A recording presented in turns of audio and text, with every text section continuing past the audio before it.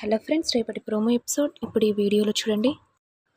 ధాత్రి కేదార్ పడుకోగానే ఒకేసారి అల్లారం రావడంతో ఏమైంది కేదార్? గోదాం దగ్గర మనం అరేంజ్ చేసిన సెన్సార్ నోటిఫికేషన్ వచ్చింది ధాత్రి. అంటే ఏమంటున్నావు కేదార్? గోడాం దగ్గరికి ఎవరో వచ్చారు ధాత్రి. అయినా ఈ టైంలో ఆ గోడాం దగ్గరికి ఎవరు వెళ్తారు కేదార్? ఇది ఖచ్చితంగా యువరాజ్ పనై ఉంటుంది.